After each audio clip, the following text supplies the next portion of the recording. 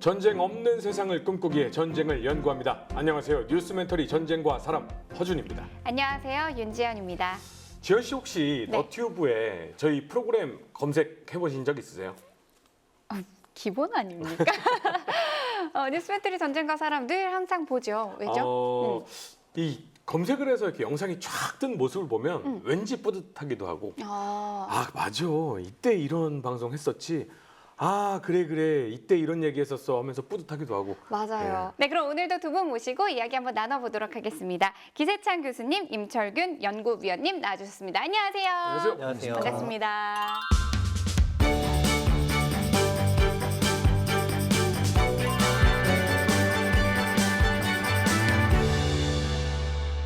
오늘의 주제 어떤 건지 확인해 보시죠.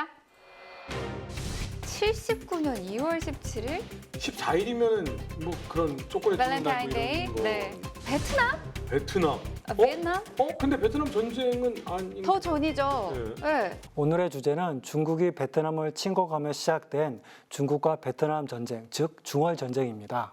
중국과 베트남, 그것도 중국이 베트남을 침공을 했어요. 네, 중월 전쟁은 1979년 2월 17일 중국인민해방군이 중국 베트남 국경선을 전격적으로 침공하면서 발생한 전쟁입니다.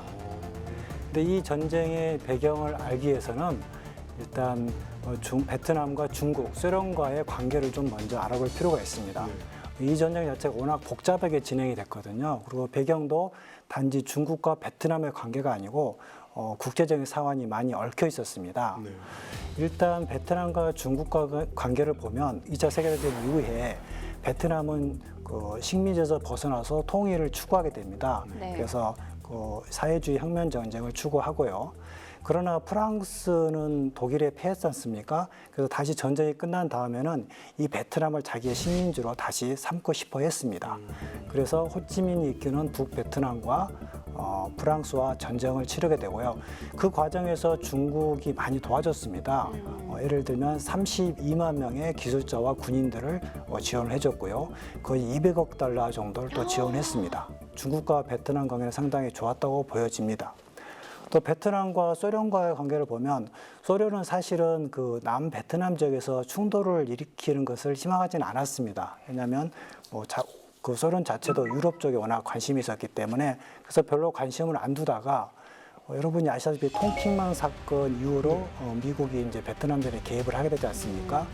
그 이후로는 당시 이제 미국과 소련 관계가 상당히 안 좋은 냉전 시기였기 때문에 오히려 간접적으로 베트남을 엄청 지원을 하죠. 그런 상황이었는데 이게 이제 1950년대부터 60년까지 중국과 소련 관계가 안 좋아하기 시작하지 않습니까? 그때부터 이제 뭔가 베트남도 같이 얽혀서 조금 이렇게 문제가 많이 발생하게 됩니다. 그러니까 베트남 입장에서는 중국의 지원도 어마무시하게 받고 있고 소련의 지원도 어마무시하게 받고 있는데 사실 내면을 보면은 중국도 소련도 자국을 보호하고자 베트남에게 지원을 전폭적으로 했던 것 같아요. 근데 이렇게 지원을 잘 받고 어떻게 보면 좋은 관계를 유지하고 있는데 중국이 무슨 빌미로 갑자기 베트남을 침공을 하는 거죠? 베트남 자체가 워낙 중국의 그 과거 1000년 동안 속국이었어요. 사실은. 그렇기 때문에 베트남인들의 기본적인 감정 자체는 중국인들에게 그렇게 좋지는 않았어요. 베트남이 중국의 속국이었어요. 네, 거의 1000년 동안 속국이었습니다. 그리고 그 이후에는 이제 여러 프랑스를 비롯해서 여러 나라 이제 식민 지배를 받게 된 것이죠. 그런데 이제 그 프랑스와의 전쟁을 이제 베트남이 결국 디엔비엔 전투에서 이겼지 않습니까? 네. 그리고 이제 요거에 대해서 이제 종결 협상회담을 하죠. 그래서 제네바 회의를 하게 되는데 문제는 이제 여기서부터 조금 발생하게 돼요. 이제 베트남은 그쪽에 이제 3국 라오스, 캄보디아 이 국가들 같이 통일을 좀 하려고 했었어요. 네. 베트남뿐만이 아니고. 네. 그런데 프랑스나 미국 편에서는 그렇게 해주고 싶지 않죠. 더군다나 또 베트남도 남베트남과 북베트남도 나누려고 했습니다. 네. 그러면 당연히 저희가 봤을 때 중국이나 소련 이런 국가들이 베트남 편을 들었어야 되잖아요. 네. 서구 편을 미국이나 프랑스 편을 들어준 거죠. 그래서 그 전체적인 통일도 안 되고 베트남 자체도 남베트남과 북베트남을 나누는 걸 찬성한 겁니다. 그리고 남베트남과 북베트남이 이제 갈라지게 되는데 미국과 베트남이 전쟁을 할 때 사실 베트남은 조금 더 빨리 그 통일을 하고 싶었어요. 그래서 무력으로 빨리 침공을 해서 우리는 전쟁을 빨리 끝내고 싶다 이렇게 했는데 중국의 마오쩌둥은 아직 베트남, 남베트남이 농촌에서 혁명 세력이 성숙하지 않았다. 그런 주장을 하다 보니까 베트남은 빨리 통일을 하고 싶고 중국은 좀 더 기다려 하다 보니까 여기서 또 조금씩 앙금이 발생하게 되었죠. 미국과 전쟁이 바로 끝난 다음이기 때문에 베트남은 거의 30년 동안 전쟁을 해왔잖아요. 그렇기 때문에 이제 국가를 부흥시키기 위해서 경제적 지원이 필요했고 그렇게 지원할 수 있는 국가는 사회주의 국가인 중국과 소련이었죠. 그렇기 때문에 겉으로는 그런 불만을 표시하지 못하고 중국과 소련이 이제 54년부터 한 60년 초까지 관계가 안 좋았지만 그 사이에서 약간 등거리 해결하고 하나요? 중립적인 위치를 해서 아직 잘 버텨왔었죠. 그런데 문제가 된 거는 이제 1970년대에 보면 미국과 소련 사이가 굉장히 제일 안 좋은 시기거든요. 예, 그 상황인데 이제 또 중국과 소련도 사이가 안 좋고 그러다 보니까 중국이 이제 미국을 그 외교 관계 개선을 추구하게 된다. 네. 그 중국을 보면서 베트남은 또 저것들 꼴보기 싫어 이러고 있네요. 그렇죠. 그래서 여전히 북베트남은 신속하게 무력으로 공격을 해서 남베트남을 통일시키고 했는데 이제 미국과의 관계를 또 고려했고 미군이 이제 74년도쯤 되면 이제 철수를 하고 싶거든요.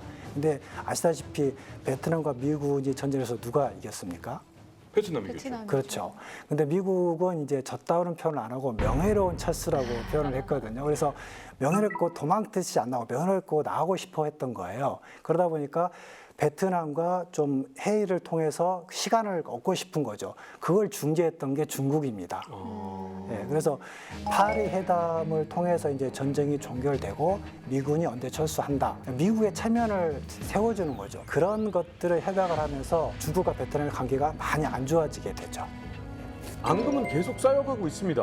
그래서 어떻게 진행이 되나요?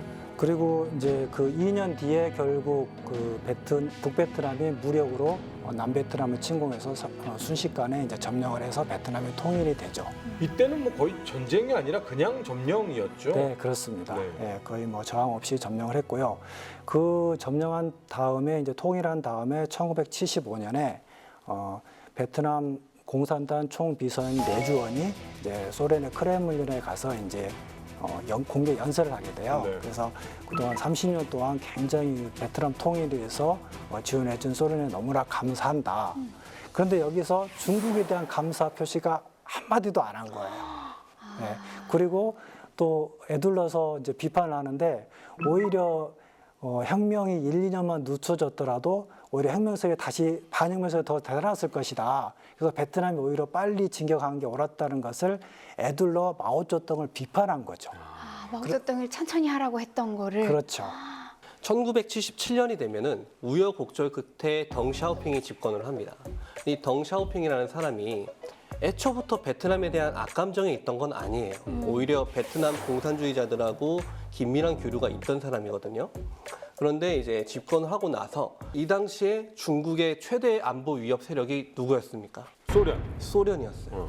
그러다 보니까 중국 입장에서는 저 소련을 견제를 해야 자신의 개혁개방 정책을 추구를 할 수 있는 거겠죠. 소련이 거기다가 베트남하고도 점점점 교수님 말씀처럼 긴밀해져 가고 있는 거예요. 그러니까 더 가까워지기 시작하는 거죠. 그러니까 1978년 11월이 되면은 거의 군사동맹에 준하는 우호협력 조약을 체결을 하게 됩니다. 베트남과 소련이요? 네, 돌아오지 못할 강을 건넌 거죠. 중국 입장에서는. 네. 베트남을 때리려면 소련이 가만히 있어야 될 거 아니에요. 그렇죠. 그러기 위해서 중국은 이 소련을 묶어놓기 위해서 다시 한번 외교적으로 접근을 하기 시작합니다. 일본이라든지 아세안, 미국 이런 나라들을 1978년 10월부터 덩샤오핑이 차례로 순방을 하기 시작해요. 그러면서 이제 78년 8월 12일에 베이징에서 중일 평화 우호 조약을 체결을 합니다. 79년 1월이 되면은 미국으로 가요. 그래서 카터 대통령하고 회담을 합니다. 그래서 1월 1일부로 미 중간에 외교 관계를 수립을 한 거죠. 소련 최대의 적을 무방으로 만든 겁니다. 이후에 카터 대통령에게 계속 주장을 해요. 저 극악무도한 소련의 전략적 계산을 타파하고 베트남에게 제한된 교훈을 줄 필요가 있다. 라고 계속 설득을 합니다. 그런데 카터 대통령이 우리가 생각할 때는 미국이면 세계 경찰이니까 뭔 소리야? 안 돼. 이래야 될 거 아니에요. 전쟁 좀 괜찮을까? 이렇게 우려만 표했어요. 이렇게 되다 보니까 덩샤오핑 입장에서는 미국을 우리의 우방으로 만들었구나. 최소한 우리가 베트남을 칠 때 미국이 반대하진 않겠구나. 1976년 12월에 개최된 베트남 공산당 제4차 전당대회에서 반중, 친소, 인도 차이나 연방 수립 정책을 발표를 하면서 정치국 위원을 대거 교체를 해요. 그러면서 이제 정책에 드라이브를 걸기 시작하고요. 라오스에게 접근을 해가지고 인도 차이나 연방 할래? 하면서 이제 한쪽으로는 주먹을 쥐고 있었겠죠. 그렇게 하니까 라오스는 하겠습니다 하고 둘이 상호 간에 우호 협력 조약을 맺었어요. 안 하면 쳐들어간다니까. 뭐 그거는 이제 말은 하진 않았지만 누가 보더라도 알 수 있는 상황이잖아요. 그래서 캄보디아에게도 똑같이 제시를 했는데 캄보디아의 뒷배에는 중국이 있었던 거예요. 그 중국 큰형님이 있으니까 캄보디아는 뭔 소리야 하고 오히려 군사 도발을 실시를 해요. 베트남 국경 지역에서 10만 대군이 건기를 이용해서 대대적으로 공세를 가하니까 베트남 10만 군하고 이제 막 창설된 캄보디아 군하고 상대가 될 리가 없잖아요. 안 되죠. 이미 베트남은 지금 몇십 년 동안 전쟁을 하고 있던 그러니까요. 나라였잖아요. 이제 12일 만에 캄보디아 수도 프놈펜을 함락시켰는데 그래요? 네. 덩샤오핑은 이미 10월 달에 전쟁을 할 것으로 결정을 했습니다. 그러니까 베트남의 캄보디아를 공격하기 전에 이미 결정을 한 거죠. 그리고 12월 초에 중국과 베트남의 국경선에 광저우 군구 사령부가 있습니다.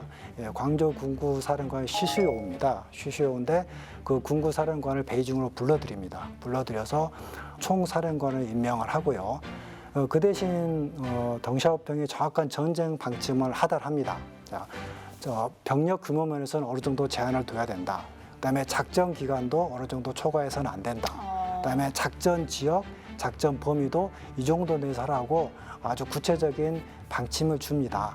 중국 쪽의 총사령관은 쉬스유인데 부사령관이라고 량더즈라는 사람이 또 있어요. 근데 이 두 사람이 총사령관, 부사령관이면 같은 지휘소에 있을 것처럼 생각되는데 두 사람이 떨어져 있었어요. 쉬스유가 동부 지역, 그러니까 주타격 방향인 동부 지역을 지휘를 했고요. 양더즈가 보조 타격 방향인 서부 지역에서 지휘를 각각 했습니다. 그러면서 중국군은 전체 병력 430만 중에서 31개 사단 33만 명을 동원을 합니다. 이에 맞서는 베트남군은 DMBF 승리의 영웅이었던 보응우엔잡 장군이 총 지휘를 맡았고요. 정규 사단은 2개 사단, 3사단, 346사단. 그 외에 6개의 지역 사단하고 1개 지역 연대를 투입을 했습니다. 그래서 병력은 한 15만 명 정도 투입을 했습니다. 주력 전차를 비교해 보면 중국은 59식 전차, 저게 T-54, 55를 불법 복제한 전차거든요. 그러니까 저 전차를 이제 주력으로 썼고 반면에 베트남군은 T-62 M48 전차가 주력이었어요. 훨씬 더 신형이네요. 훨씬 더 신형이죠. 그리고 야포 같은 것들을 봐도 베트남군은 주로 미군이 놓고 간 야포를 주로 활용을 했고 중국군은 122mm라든지 152mm 소련제 야포를 자신들이 복제한 야포를 주로 썼습니다. 중국군이 지금 베트남군 정규사단 겨우 2개밖에 없는데 거기다가 지금 정규사단 31개 사단을 집중을 했잖아요. 그러면은 압도적 우위란 말이죠. 맞아요. 그냥 우위가 아니라 이 안쪽으로는 심각한 문제들이 있었어요. 어떤 문제요? 이 양더즈라는 사람이 전쟁 개시 침공 47일 전에 부임했어요. 막상 침공이 시작되고 나니까 공격 개시 8일 만에 이 양더즈가 중병으로 쓰러져가지고 베이징으로 후송됩니다. 아니 건강 관리를 어떻게 하고 오셨길래? 그래서 2월 26일부로 가버리고 나니까 그 다음부터는 부사령관이었던 장지슈가 전역을 지휘를 했거든요. 중요 전역 하나를 스스로 지휘체계를 마비시킨 거죠. 두 번째는 문화 대혁명의 여파가 너무 심각했습니다. 온 사방을 다 불태웠잖아요. 군사학교라고 안 태웠겠어요? 군사교리가 연구 발전이 됐을 리가 없죠. 신병들이 길어야 6개월, 짧으면 2달. 제가 육군 훈련소 중대장을 해봐서 아는데 2달 가지고는 이등병 수준도 안 돼요. 네. 자, 양측의 전술은 그러면 어떻게 펼쳐집니까? 네. 일단 베트남 입장에서 보면 워낙 전력이 상대가 안 되잖아요. 숫자 면에서. 그렇기 때문에 주로 지연전과 해피존수를 이렇게 씁니다. 그래서 왜냐하면 정면에서 부딪혔다가는 베트남군이 워낙 손실을 당하기 때문에 국경선의 일선지들에서 여기는 주로 민병대와 유격대, 정규군까지 가지 않고요. 거기서 1차로 방어를 하고 그뒤 한 10여 킬로 정도 밑으로 내려오면 이제 도시들이 좀 있거든요. 그 도시에 이제 민병대 지방군과 그다음에 이제 정규군 일부 들어가가지고 중국군을 최대한 소모시키는 거죠. 그리고 나서 그 지역을 지나면 이제 하노이까지 수도 하노이까지 바로 이어지는 평화지대가 나옵니다. 그래서 그 평화지대는 대규모 정규군과 기갑부대를 포진시켜서 중국군이 거기까지 내려오면 거기서 경멸시키려는 이제 전략을 펼칩니다. 중국군을 보시게 되면은 지도에 보시면 오른쪽 동부전선과 서부전선 두 개로 좀 나눴습니다. 그래서 동부전선이 이제 하노이와 가깝습니다. 그렇기 때문에 동부전선에 주력군이 들어가고 이제 서부전선은 이제 보조하는 역할을 하게 되었습니다. 서부전선에 보조하는 역할은 라오카이라는 도시가 있어요. 이 라오카이는 중국의 쿤밍으로부터 라오카이 그다음에 하노이에 이어지는 철도가 있어요.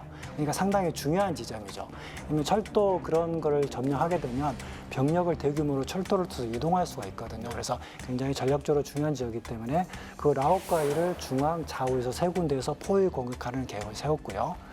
동부전선의 이제 주력군이 이제 중심 부대죠. 중심이고 여기서는 도시가 주 도시가 까오방과 랑선이 있습니다. 그래서 까오방과 랑선 두 방향으로 공격을 하고 포위 공격하는 그런 공격 계획을 세웠습니다. 압도적 병력의 우세를 가지고 있는 중국군. 적지만 최신식 장비 그리고 전술과 전략의 우위를 가지고 있는 베트남군. 과연 승리는 누가 할까요? 다음 시간에 철저하게 준비를 해서 이야기를 들려드리도록 하겠습니다. 다음 이야기. 1978년 중국은 캄보디아가 점령당하자 이듬해 대병력을 동원해 베트남 침공을 감행한다. 하지만 베트남군이 북부 산악지대에서 지연전을 펼치자 중국군은 고전하기 시작한다. 특히 베트남군은 수도 하노이를 방어하기 위해 랑선에서 최후의 방어선을 펼치게 되는데 중월 전쟁에서 수십 배가 넘는 중국군을 막기 위해 베트남군이 펼친 작전은 무엇이었나? 영원한 약자도 강자도 없다. 중월 전쟁 2부 많은 시청 바랍니다.